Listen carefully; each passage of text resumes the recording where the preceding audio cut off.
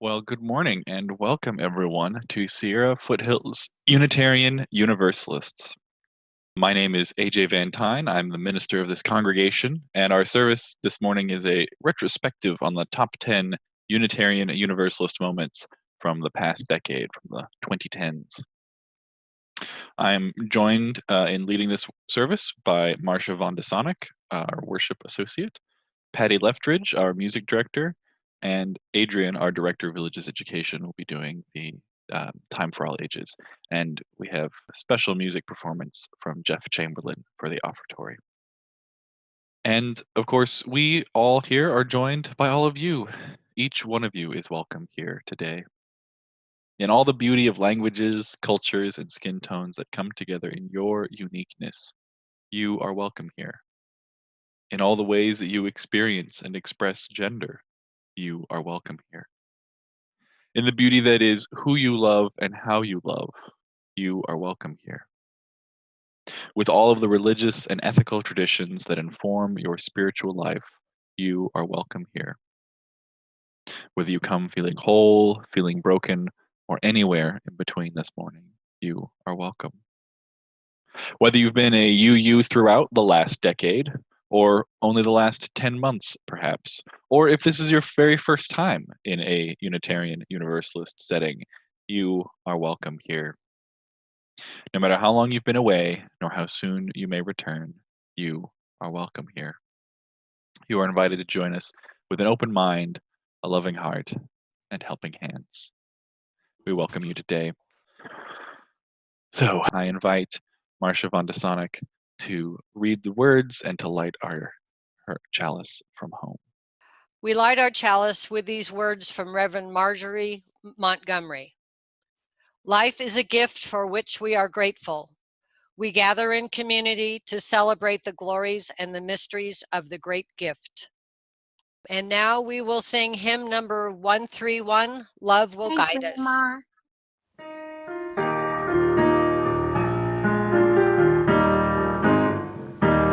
Love will guide us, peace has tried us, hope inside us will lead the way on the road from creed to giving. Love will guide us through the hard night. If you cannot sing like angels, if you cannot speak before thousands, you can give from deep within you. You can change the world with your love. Love will guide us, peace has tried us, hope inside us will lead the way on the road from greed to giving. Love will guide us through the hard night.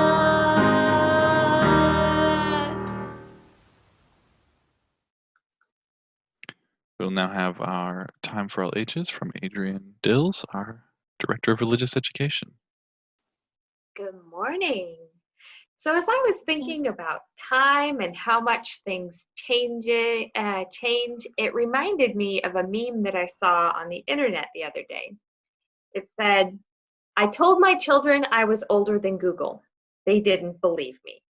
And I laughed because it's so true. Things have changed so much in the last few decades. I also like this meme because it's kind of like a tall tale. It sounds like an exaggerated folk story about people being older than Google. So that got me thinking about tall tales and, you know, how they tend to exaggerate things that we live with as the world changes radically. They're normal to us now, but if we told someone 100 years ago or 100 years from now, it'd sound pretty crazy. So I thought I'd try writing my own tall tale. Maybe it would go something like this. Once upon a time, there was a little girl named Gabby. She grew up when barbecues were becoming scarce and the sun was hotter than ever, and people were busier by the minute as they tried to keep up with newer and faster computers. Poor Gabby didn't know what to do because she was a social butterfly. As soon as she was born, Gabby started jabbering away with her mom and her dad, her sister, and the family dog. She cooed and she gawed at the chairs in the laundry.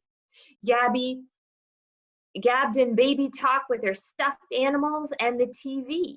She quickly learned enunciation and diction, surprising people as a preschooler who said words like obviously and consolation. But no matter how much she talked or how good her speech became, Gabby felt lonely because people were separated into their own rooms and their own houses. And when they were together, their heads were buried in their phones. Her mother would hum at intervals as she read the news. Sure, replied her dad as he shopped online stores. Go away, said her sister as she played games with her friends online. Whatever could Gabby do? Even school was no safe haven with online instruction, technology classes, and multimedia productions. Let's get her a phone, Gabby's mother said one day in frustration. Her father agreed, and in the second grade, Gabby became the proud owner of a new smartphone.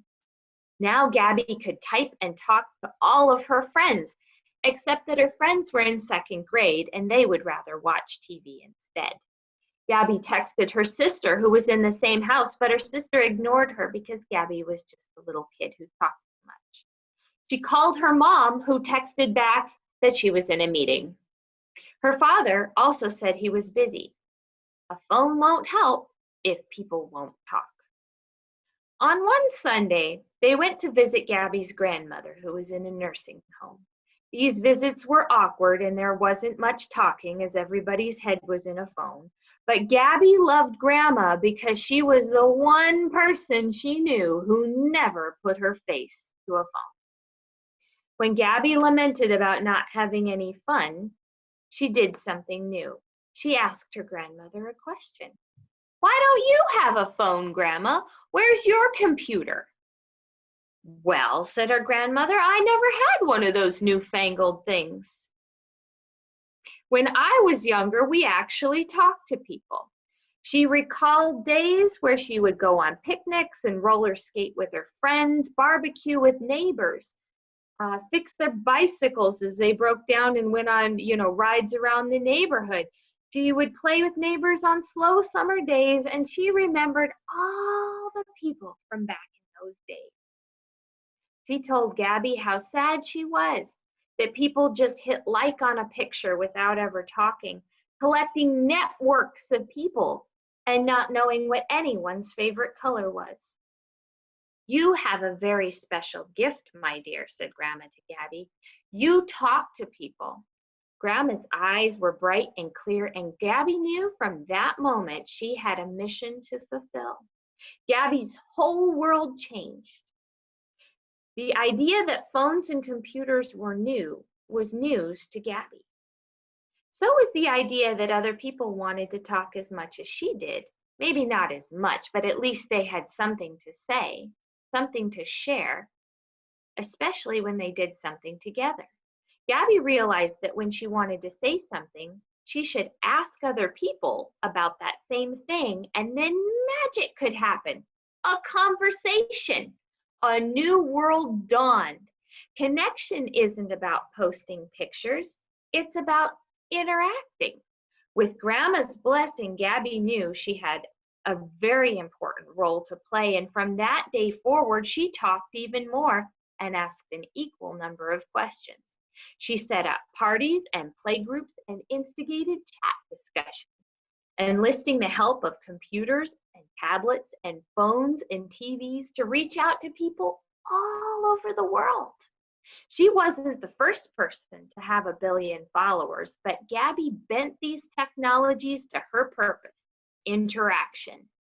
People sent comments and emails and letters, and she joyfully replied to each and every one of them, even if they had just hit a like button. Gabby was Gabby, and she knew almost everyone's favorite color. Thought. So as we go through this service and through the week, let's think about how things have changed and about the things that are normal now that would have never been normal 20 or 30 years ago and might not be normal 20 or 30 years from now. Have a great week, everyone. Thank you, Adrian. So our theme for this whole month is thresholds, and we find ourselves at a threshold, certainly in every moment in some sense, right? But also we are at a particular threshold in this moment. And before you get too worried, no, I'm not talking more about the pandemic today, though that certainly is an enormous current event, which perhaps has overshadowed a more mundane threshold crossing, and a more arbitrary one too. I'm talking about the passing of our Gregorian calendar into a new decade, the 2020s. And so in our month of threshold, I thought it would be fun and instructive to reflect back on a decade of Unitarian Universalism and to share what are, in at least my estimation, the top 10 UU moments of the 2010s. So my goal here is partly to catch up folks who may be newer to Unitarian Universalism, to some of the things that have happened in the past 10 years, or people who are simply newer to denominational or national level happenings of late. But more so, my goal is to reflect on what we as Unitarian Universalists in America have been doing, where we have lived into our values, where we've let love guide us, where we've faltered and made mistakes, and how we as a broad community of believers and non-believers of all stripes have swum together through the river of life, trying always to build a beloved community for all and establish justice and freedom in our world. So just as a disclaimer, though, these are not ranked in any order. It's not a top 10 list in that sense, but I will, and I'll share them roughly chronologically. So that means we begin in 2010 with Unitarian Universalists gathered, as they do and have done every year in June, for General Assembly. That year in 2010, it was in Minneapolis. So General Assembly, or GA, is the largest gathering of UUs in the world, and it's where delegates are sent from each congregation so that the gathering of all of those congregational delegates can conduct the business of our association. So being on a national stage like that, you can imagine that the General Assemblies will come up a couple times in my list here today. So 2010 was a special General Assembly for me because it was actually my very first one. But that's not why it's on the list. Here's why it made it on my list. So General Assemblies are scheduled for a convention center, and there's a contract made a few years in advance, right? And 2012 was already scheduled to be set in Phoenix, Arizona. But in the spring of 2010, Arizona had just passed the notorious Senate Bill 1070, which was a draconic anti-immigration law which legalized racial profiling. So UUs at General Assembly in Minneapolis were split on this issue. Many argued that we should join the emerging boycott of Arizona and pull out of our contract with the convention center and hotels. But others recognized that the financial impact of that choice was not something that the UUA could exactly weather. Well, in line with our values, the two camps stayed at the table, and while debate got intense and heated at times, there was a late night inspiration of collaboration, which led to a beautiful and bold third way forward. The compromise was struck to go to Arizona, but not to do business as usual, to have a Justice GA, which would minimize business and maximize participation with local partners and frontline communities fighting for justice and fighting against the anti-immigration forces in Arizona. This option passed with overwhelming support. You'll hear more about that Justice GA a little bit later. Moment number 2 is not so much a single moment, but a process which began in 2010 and is mostly complete at this point. So the process I'm talking about is called regionalization.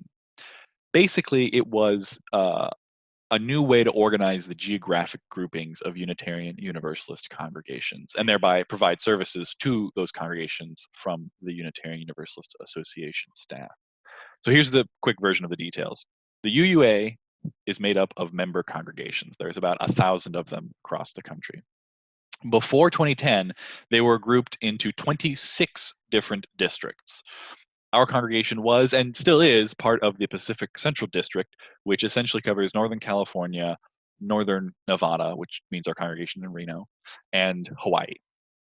Nowadays, there are only 5 regions, and we are in the Pacific Western region, which covers basically the left half of the United States.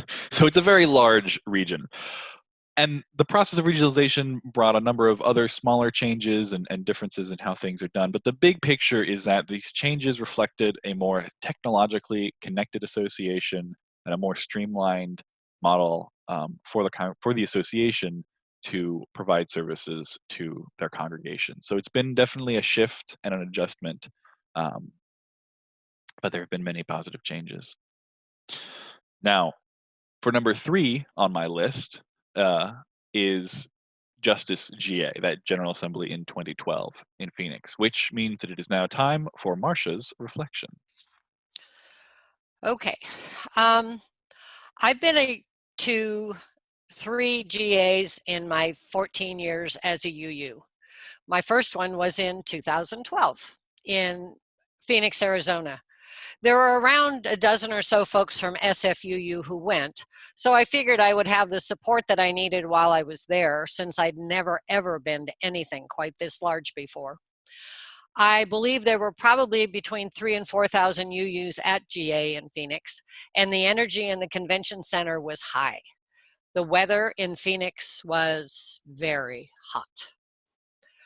Most of the programs were at the convention center itself: classes, panel discussions, discussions about various programs that the UUA offered, as well as programs that other UU churches were involved in. There was a WARE lecture by Maria Hinojosa that highlighted the treatment of the Hispanic population in the US. Later that evening, there was a march at the jail of Sheriff Joe Arpaio in the outskirts of Phoenix, where over 2,000 UUs were taken, primarily to show the detainees that we were aware of their presence and that they had our support. We were only able to see the outside of the jail, but we sang and made joyful noise for the detainees to hear us. It was at least 75 degrees at 10 o'clock at night, and we were brought to and from the site in school buses. We were met with sheriffs on horsebacks as well as on foot, who were there to make sure that things stayed peaceful. There was also a small group of rugged-looking individuals with firearms obvious to make a statement that they were supporting those horrible living conditions. They didn't live there. They stayed in a cordoned-off area and just looked mean. We returned to the convention center after about an hour, energized that we were able to make a stand, and saddened by the way these detainees were being treated. Over several of the days that we were there, there were general sessions where the work of the UUA through delegates from various churches is done. Various items on the agenda, including public statements voted on, which outlined our values and positions on various issues, budget, and any other items that are important for all of us to know about and to give input. Overall, my first GA was a growth experience for me. After attending the Phoenix GA, I had the confidence to go to others and maneuver my way through all of the activities without feeling I needed the constant support of folks who I already knew. I was even able to sing in the huge choir that's formed early in the registration while in Portland and Providence GAs. We performed during the service on the last day of the event. It was amazing and exhilarating to be able to stand in front of several thousand UUs and sing in a 100+ person choir after only 4 days of learning songs, some of which were totally new to me. I had hoped to go to Providence for GA this year, as my son Travis lives close by. However, I wanted to go on a UK trip with the Placer Pops during the same time and had decided to go on the UK trip instead. However, both have been canceled, so I will be attending GA remotely instead. This is another adventure for me that I am welcoming. Thank you, Marcia. I invite you now all into a time and a posture of meditation, prayer and reflection. Great mystery which grounds us and surrounds us, divine presence known by many names and in many ways. We become who we are in the moments of threshold and in the thresholds of every moment. We come to a crossing, we find a choice, we mark the passage of time.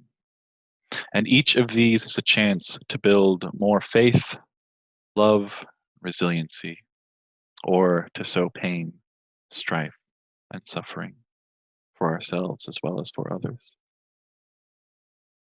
In this moment, in this threshold, in this pause between breaths, in this pause between the last week and the next, may we be granted clarity to know where we are, where we have been, and where we wish our journey to continue. And in every moment, there may be joy and sorrow, sometimes simply one or the other, but often a mixture of both. We contain multitudes, and the love of this community has room to hold all the vagaries and varieties of life. We hold this joy shared from Meg and John, that they celebrated their shared birthday on Saturday. They had a great time seeing friends and family in Zoom rooms, and they also share that they are making a contribution to the SFUU Birthday Fund. One more year of bliss, many more to come, they say. As we hold this joy and all the other moments of celebration and markers of time in our lives, so too we hold sadness. We celebrate with those seniors of high school and college graduating this year, but join them in the sorrow that they are unable to gather and celebrate in person. We mourn the massive loss of life that this pandemic has caused. Almost 90,000 deaths in the United States and over 300,000 deaths worldwide. We mourn also more specific acts of senseless violence. As a maternity hospital in Kabul, Afghanistan, was attacked this week by militants, leaving 24 men, women, and even babies dead. We pray fervently for peace and to an end to all barbarism in all conflicts, including an end to barbarism in our own country, as Black lives continue to be ended by vigilantes and by police action with alarming regularity and disturbing lack of accountability. This week, the story of Brianna Taylor broke to the surface, even though she has been dead for over a month. Brianna of Louisville, Kentucky, was shot in her bed while asleep. As police entered her apartment without warning or announcement, her boyfriend shot at the unidentified assailants, and police opened fire in return. Investigations and decisions are ongoing, but Brianna's family has little hope for justice. There is so much injustice and suffering in the world. Is it more than there has been? Or have we simply become more aware of it and more aware of the inequalities in society that are laid bare by a pandemic left almost to its own devices by a heartless government? Both, it may be, I fear. Yet may our response to that suffering always be compassion, patience, mutual support, finding creative ways forward together, and above all, love. Spirit of life, spirit of love, be ours a religion which goes everywhere. Not just everywhere out there to the highways and the byways, but everywhere within us as well, finding its shrine in the good heart, lighting our choices, our thinking, and our action every day, every moment. allowing ourselves to be guided by love and to be called by love and to answer that call, whether it comes from an orphaned child, a bereaved mother, a sick elder, a Black American raging in frustration at this country, or even if it comes from a weak and broken cry from within our own breast. May we recognize the call. May we answer the call. And may we, by our actions, dedicated to one another and to the inherent worth and dignity in every person, may we bring more light, more life, and love into being. Please join me now in a spirit of meditation, reflection, and prayer as we listen to or sing along with hymn 1058, Be Ours a Religion.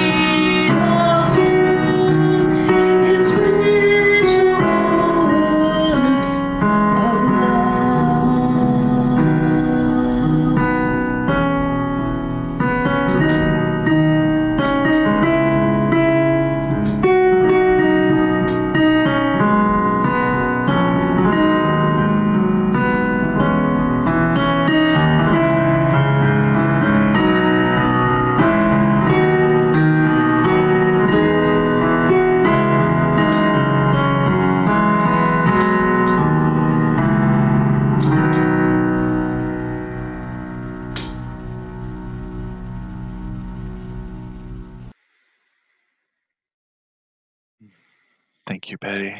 Blessed be. Our list resumes at number 4 as we enter mid-decade.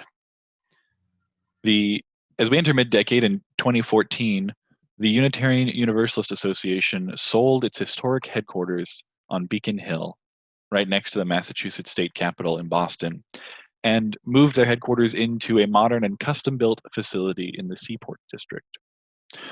All I feel I need to say about how good of a move this was is to say that the old headquarters were so historic that they did not have a working elevator, whereas the new headquarters are LEED Platinum certified, which means that at least as of construction, the building was about as green and environmentally friendly as you can get. Moments number 5 and 6 bring us exactly into the middle into 2015 and bring in two social justice issues that are very close to the heart of Unitarian Universalism. The first is perhaps the least exclusively UU moment of this list, which is the Supreme Court decision Obergefell versus Hodges, which legalized same-sex marriage in all 50 states. However, the UU specific moment for me was being at General Assembly in Portland and hearing the news, because of course late June is when General Assembly is, and it's also when Supreme Court opinions come out. So they announced it from the stage, they draped the podium in a pride flag, and invited up all the same-sex couples who were already married and those who could now get married. It was a very joyful moment. And while a national victory, UUs can and should be proud of our role in the overall process, as we passed a 1996 resolution in support of the right for same-sex couples to marry. We were the first religious association to do so. And the UUA also participated in amicus briefs in all the major cases for marriage equality, including Obergefell versus Hodges. Moment 6 was, again, not necessarily one exact moment, but was the organization of the Black Lives of Unitarian Universalism, which is also made into an acronym as BLUU, B-L-U-U. So it's blue, but it's about the Black Lives Matter movement, which this began and was organized. I guess the moment was when a dozen or so Black Unitarian Universalists found themselves at the convening for Black Lives in Cleveland, a big conference in 2015 for the Black Lives Matter movement. And so from the conversations and bold visions that were discussed there, the organizing collective of BLUU began to plan and network, and has since been a powerful organizing tool and community to empower voices of Black Unitarian Universalists and to help educate white Unitarian Universalists on the ways in which white supremacy culture permeates all of our culture in our country, in our society, and indeed in Unitarian Universalism as well. Most recently, BLUU held the Harper Jordan Symposium, which is a convention on Unitarian Universalist theology, polity, history, but from a Black UU perspective, created by and for Black UUs.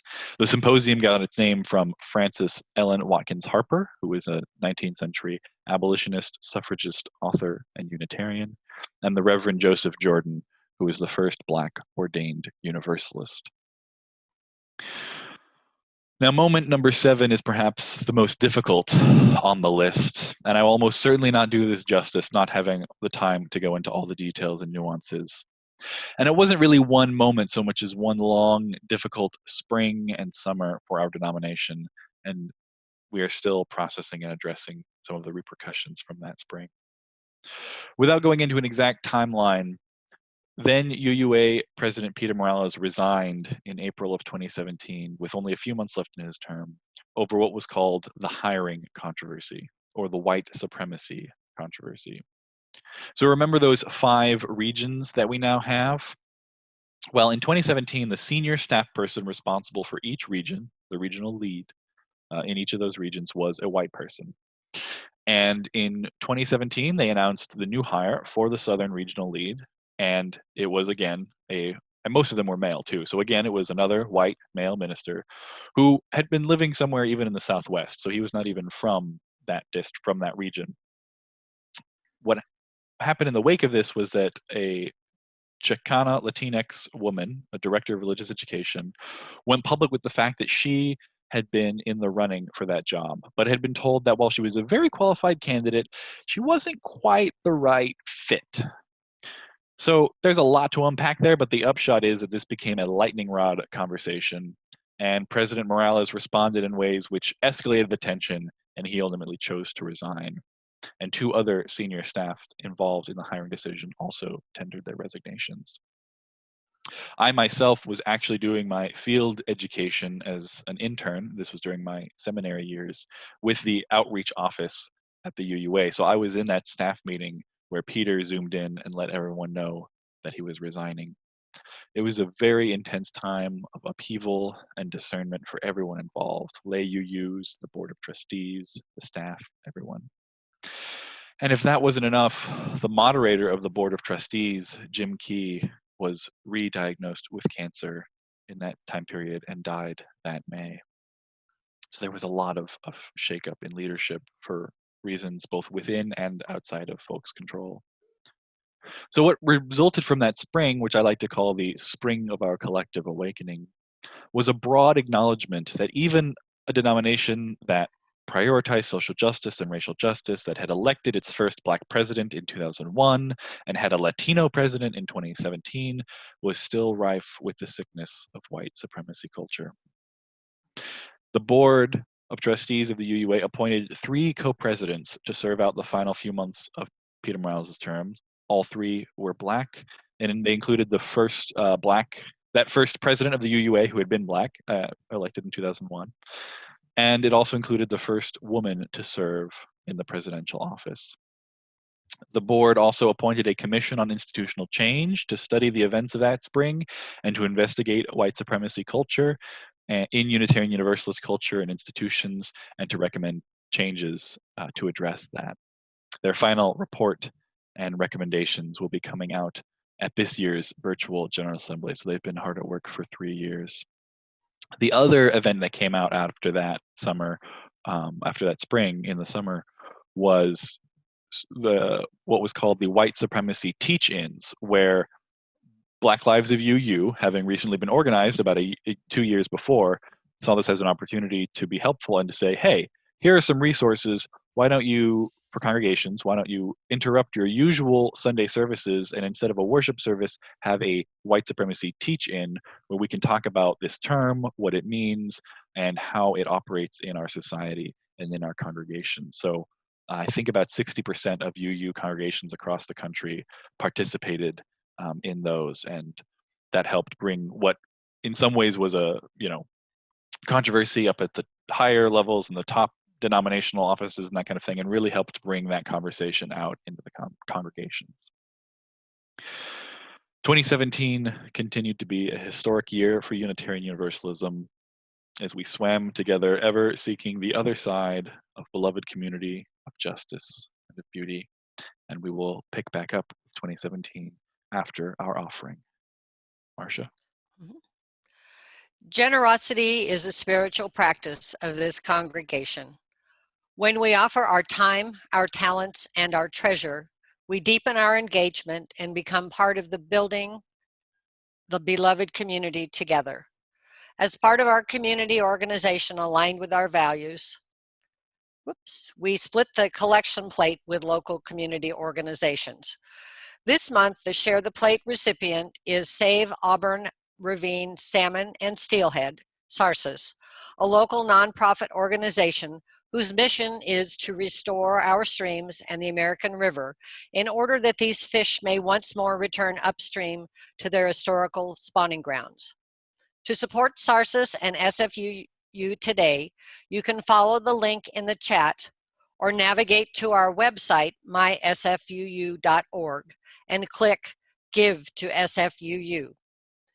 Here you can donate to SFUU at any time for our Share the Plate recipient or directly to SFUU to pay your pledge. As always, you may mail donations or pledges directly to the church at our 190 Finley Street address. The offering will now be given and gratefully received.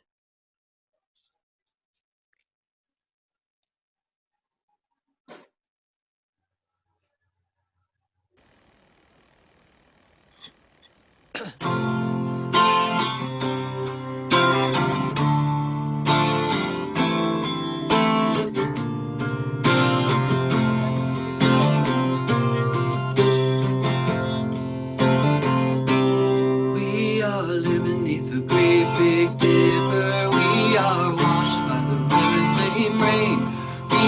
are swimming in the stream together, some in power, some in pain. We can worship this ground we walk on, cherishing the beings that we live beside. Loving spirits will live forever. We're all swimming to the other side. I am alone and I am searching, hovering for answers in my time. I am balanced at the brink of wisdom. I'm impatient to receive a sign. I move forward with my senses open. Imperfection would be my crime. In humility I will listen. We're all swimming to the other side. We are living beneath the great big dipper. We are washed by the very same rain. We are swimming in the stream together, some in power, some in pain. We can worship this ground we walk on, cherishing the beings that we live beside. Loving spirits will live forever. We're all swimming to the other side. And on this journey of thoughts and feelings, finding intuition, my head and my heart, I am gathering the tools together. I am preparing to do my part. All of those who come before me band together to be my guides. Loving lessons that I will follow. We're all swimming to the other side. We are living beneath the great big dipper. We are washed by the very same rain. We are swimming in the stream together, some in power, some in pain. We can worship this ground we walk on, cherishing the beings that we live beside. Loving spirits will live forever. We're all swimming to the other side. And when we get there, we'll discover all of the gifts we've been given to share have been with us since life's beginning, and we never noticed they were there. We can balance at the brink of wisdom, never recognize that we've arrived. Loving spirits will live forever. We're all swimming to the other side. We are living beneath the great big dipper. We are washed by the very same rain. We are swimming in the stream together, some in power, some in pain. We can worship this ground we walk on, cherishing these beings that we live beside. Loving spirits will live forever. We're all swimming to the other side. Loving spirits will live forever. We're all swimming to the other side.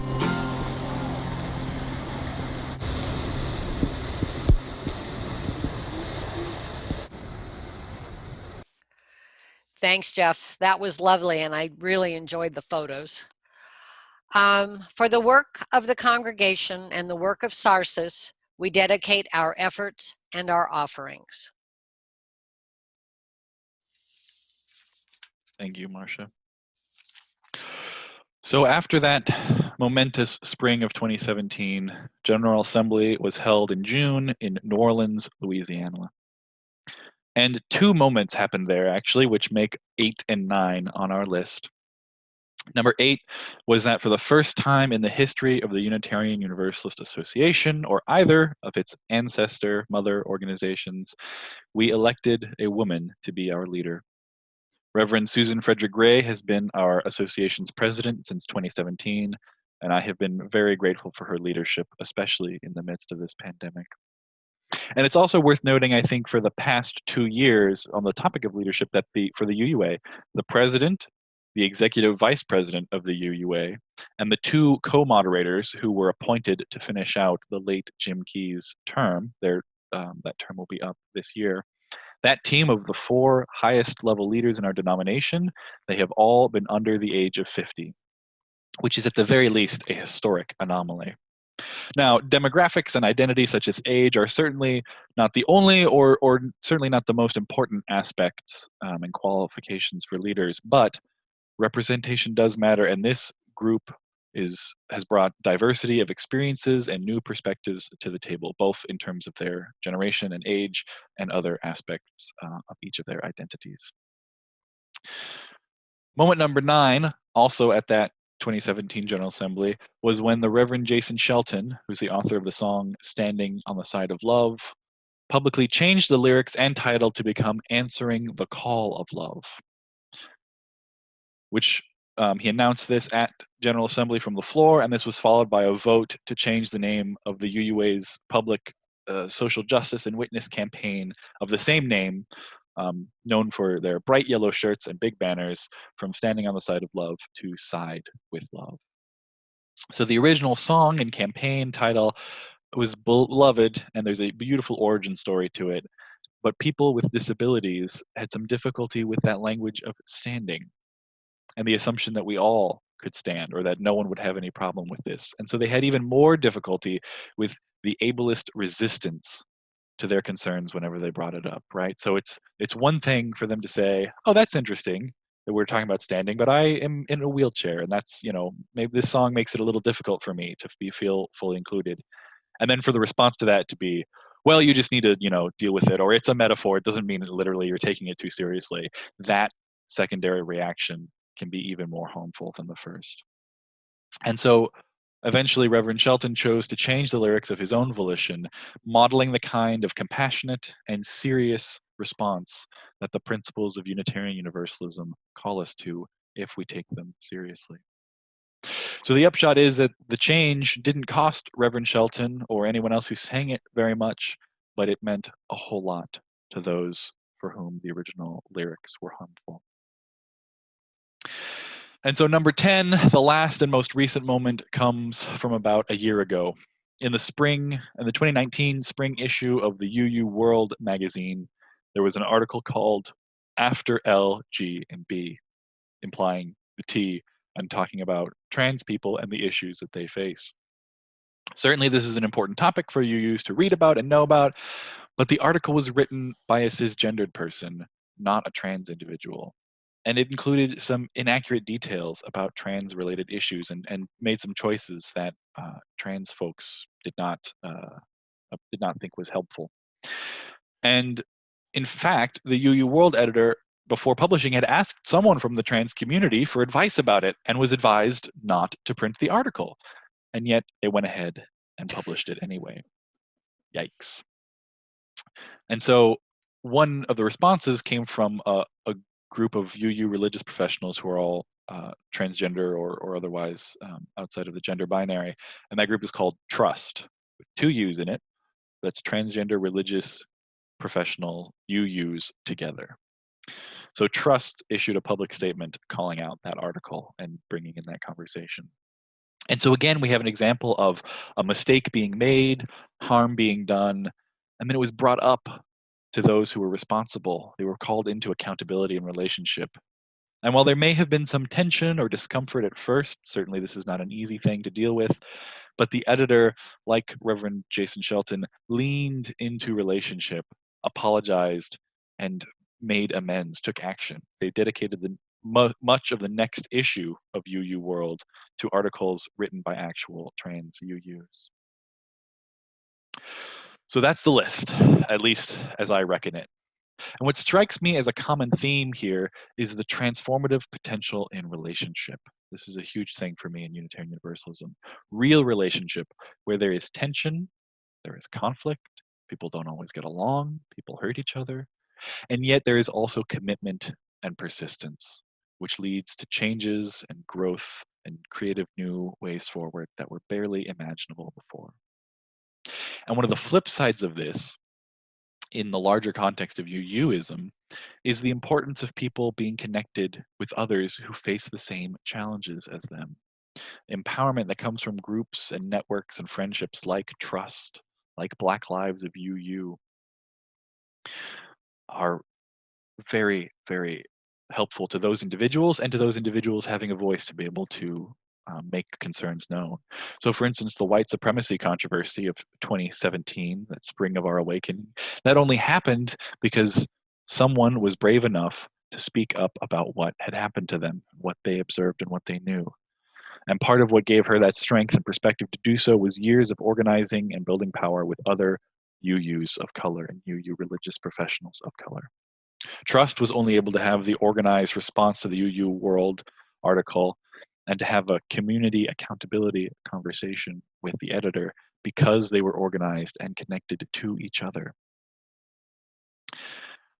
Going over this list and doing this process has left me truly optimistic about the Unitarian Universalism of the next decade and all the decades to come after.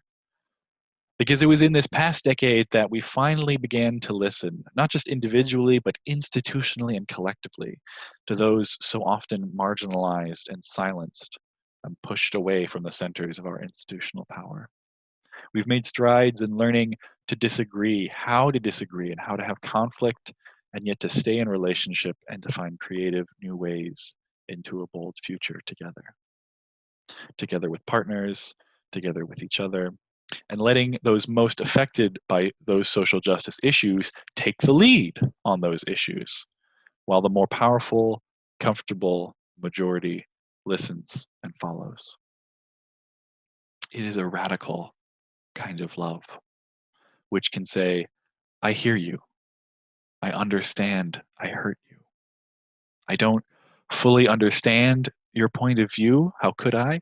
And I may not even agree with it, but I love you, I trust you, and I will follow your lead.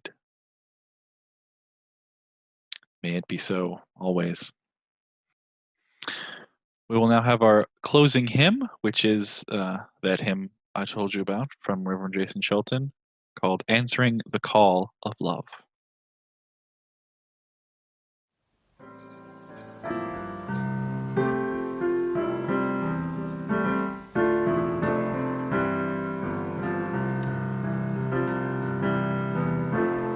The promise of the Spirit, faith, hope, and love abide, and so every soul is blessed and made whole. The truth in our hearts is our guide. We are answering the call of love. Hands joined together as hearts beat as one. Emboldened by faith, we dare to proclaim we are answering the call of love. Sometimes we build a barrier to keep love tightly bound, corrupted by fear, unwilling to hear, denying the beauty we found. We are answering the call of love. Hands joined together as hearts beat as one. Emboldened by faith, we dare to proclaim we are answering the call of love. A bright new day is dawning, when love will not divide. Reflections of grace in every embrace, fulfilling the vision divine. We are answering the call of love. Hands joined together as hearts beat as one. Emboldened by faith, we dare to proclaim we are answering the call of love. We are answering the call of love, of love.